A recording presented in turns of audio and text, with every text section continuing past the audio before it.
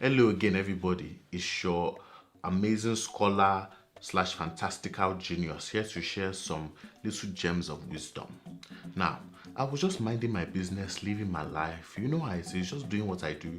When all of a sudden somebody said, Dr. Catel, you're saying all these statistics on your video, but you never explained them. Why? I said, I didn't explain them. Oh, in that case, it's my bad.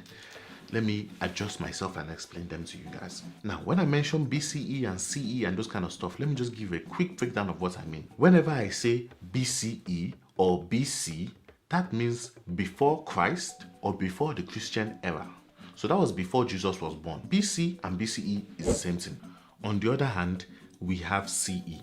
Now, when people say CE, that just means during the Christian era, which is the era that we're living in now. Another way you will hear CE is AD. AD means something in Latin, but I'm not really going to explain what that is because I don't know how to pronounce it. So I will just tell you how I think of it. I think of AD as an after death, meaning after the death of Jesus. So AD and CE, more or less the same thing. However, I'm not even going to use AD in any of my future work, so you don't even need to worry about that. All you need to know is CE. CE is after Jesus. BCE is before Jesus. And as we progress through the dates, I will eventually stop saying CE and BCE and just be saying normal dates, because currently I don't say 2018 CE, I just say 2018. As for when I say stuff like the 15th and 16th century, it would be tempting to think that when I say the 15th century, I mean from 1501 all the way to 1599, but no.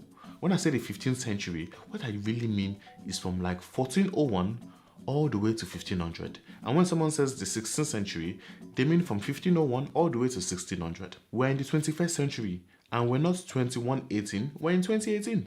I realized that we talked a lot about long distance trading with the Arabs and the Berbers, which helped with economic development. However, it should be noted that it wasn't only long distance trading that made the state successful. There was also a lot of local and regional trading, with empires and ethnic groups trading amongst themselves. I understand that we just kind of skimmed over a lot of things in the first episode, but there are over 300 ethnic groups in the place that became Nigeria alone.